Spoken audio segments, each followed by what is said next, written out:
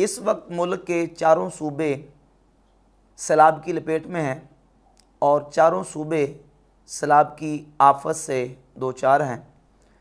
ऐसे मौके पर हमारा कौमी, मिली और दीनी, अखलाकी और इस्लामी फ़रीज़ा क्या है, इस हवाले से चंद बातें बयान करनी है। सबसे पहले ये कि हमारा दीनी और इस्लामी सबसे पहला फ़रीज़ा है कि हम अपने उन आफत ज़दा मुसलमान भाइयों के लिए और उन बशिंदगान पाकिस्तान के लिए दुआ करें कि अल्लाह रब्बुल इज़्ज़त जल्ल शानहू उन्हें इस आफत से जल्दी निजात अता फ़रमाए। और दूसरा, जो उनका नुकसान हुआ है, अल्लाह रब्बुल इज़्ज़त उनके लिए उस नुकसान की तलाफ़ी के गैबी असबाब पैदा फ़रमाए। मिशकातुल मसाबी में हदीस है, रसूलुल्लाह सल्लल्लाहु अलैहि वसल्लम ने फ़रमाया, इन दुआ यनफ़उ मिम्मा नज़ला व मिम्मा लम यनज़िल। दुआ फ़ायदा देती है जो आफत और मुसीबत नाजिल हो चुकी है और जो नाजिल होगी, नाजिल होने वाली और जो अभी नाजिल होगी, उन दोनों के लिए दुआ फ़ायदा देती है। अल्लाह तबारक व तआला दुआ की बरकत से उस मुसीबत से और उस आफत से बंदे को निजात अता फ़रमाता है। सबसे पहला तो हमारा हक़ ये कि हम उनके लिए दुआ करें और फिर साथ साथ उसके जो एक इस्लामी, दीनी और हमारा अखलाकी हक़ है वो ये है कि हम अपने उन मुसलमान भाइयों की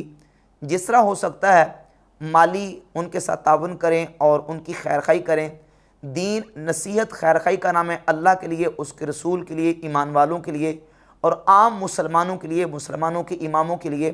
तो जिस तरीके से भी हम उनकी खैर खाई कर सकते हैं, हम अपने उन मुसलमान भाइयों की और अपने मुल्क के उन बशिंदगान की खैर खाई करें। नबी करीम सल्लल्लाहु अलैहि वसल्लम की अहादीस तय्यबात में बहुत सारी तरगीबी अहादीस मौजूद हैं जो हमें इस बात का सबक और दर्स देती हैं कि मुसीबत ज़दा मुसलमान की खैर खाई करना और उसके साथ भलाई करना और उसकी मदद करना, उसका बहुत ज़्यादा अजर व सवाब है। और फिर बिलखुसूस जब एक मुसलमान किसी मुसीबत में गिरफ़्तार होता है, मुसीबत में मुब्तला होता है, तो ज़ाहिर है कि मुसलमान और मोमिनीन इन तमाम की मिसाल एक जस्ते वाहिद की मिसाल है। सही मुस्लिम में हदीस है कि रसूलुल्लाह सल्लल्लाहु अलैहि वसल्लम ने फरमाया, मसलुल मुमिनीना फ़ी तवादुहिम व तराहुमिहिम व तआतुफ़िहिम, कि मुसलमान और मोमिनीन उनकी आपस में मिसाल, उनकी आपस में मोहब्बत, उनका आपस में हमदर्दी और उनकी आपस में उल्फत, उनकी मिसाल ऐसे है जैसे एक जिस्म की मिसाल है कि जब जिस्म के एक उज़्व को, एक हिस्से को तकलीफ़ होती है तो सारा जिस्म बेकरार होता है। फिर जिस्म को बेदार भी रहना पड़ता है, नींद भी बर्दाश्त करनी पड़ती है और फिर बाकी सारे के सारे जिस्म को एक उज़्व की वजह से बुखार भी बर्दाश्त करना पड़ता है। तो मोमिनीन की मिसाल एक जस्ते वाहिद की है। एक जगह पे किसी मोमिन मुसलमान को तकलीफ़ होती है तो दूसरा मुसलमान और मोमिन यकीनन उससे जो है वो बेकरार होता है। और फिर जब किसी मुसलमान को तकलीफ़ पहुंचती है तो हमारा ईमानी, अखलाकी और इस्लामी तकाज़ा ये है कि हम अपने उन मोमिनीन और मुसलमान भाइयों के लिए खैर खाई का जज्बा लेकर उनकी मदद और उनके साथ तावन करें। सही मुस्लिम, सही बुखारी और जामे तिरमिज़ी और सुनन अबी दाऊद और सही इब्न हिब्बान में एक हदीस है कि रसूलुल्लाह सल्लल्लाहु अलैहि वसल्लम ने फरमाया, मन नफ़्फ़स अन मुमिनिन कुर्बतम मिन कुरबि दुनिया नफ़्फ़सल्लाहु अन्हु कुर्बतम मिन कुरबि यौमिल क़ियामा। जिसने दुनिया की किसी मुसीबत को किसी मोमिन मुसलमान से दूर किया, किसी आफत को दूर किया, अल्लाह रब्बुल इज़्ज़त जल्ल शानहू इसके बदले उस बंदे मोमिन को क़यामत के दिन उससे मुसीबत और आफत को दूर फरमाएगा।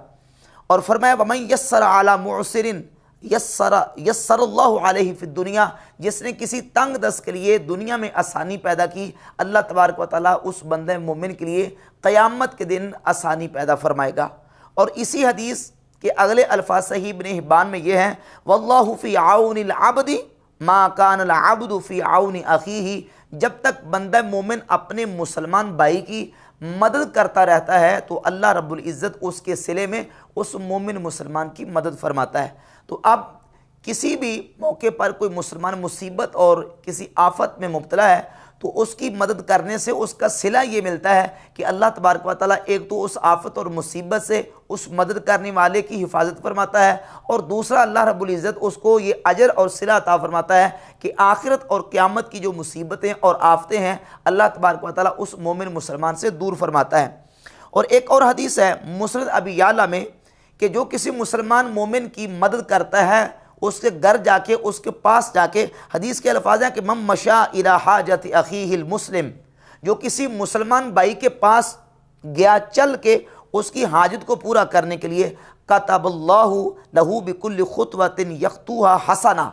अल्लाह रब्बुल इज़्ज़त उसके हर कदम के बदले उसको एक नेकी अता फरमाता है, इला अन यरजिअ मिन हैसु फारक़हु, हत्ता कि वो वापस उस जगह पे आ जाए जहाँ से वो नेकी करने के इरादे से और अपने मुसलमान भाई की खैर खाई करने के इरादे से निकला था। फ़इन क़ुदियत हाजतुहु, और अगर उस मुसलमान की हाजत पूरी होगी जिसकी हाजत पूरी करने के लिए गया था, तो खरज मिन ज़ुरूबिही का यौमिन वलदतहु उम्मुहु, तो वो मदद करने वाला जब वापस लौटेगा तो वो इस हाल में होगा जैसे आज ही उसको उसकी माँ ने जना हो, यानी गुनाहों से वो इस तरह पाक हो गया होगा। व इन हाल कफ़ी मा बैन ज़ालिका दखलल जन्नत बिगैरि हिसाब, और इसी हालत में अगर वो मुसलमान भाई की मदद करने के लिए गया हुआ रास्ते में फौत हो गया तो फरमाया कि वो बग़ैर हिसाब के जन्नत में दाखिल होगा। नबी पाक सल्लल्लाहु ताला अलैहि व आलिहि वसल्लम ने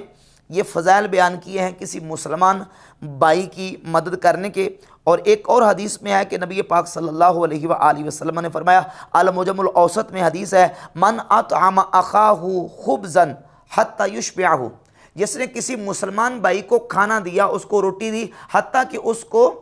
सैर कर दिया खाना खिला के, व सक़ाहु हत्ता यरवियहु, और उसको पानी पिलाया हत्ता कि वो पानी से सैराब हो गया, और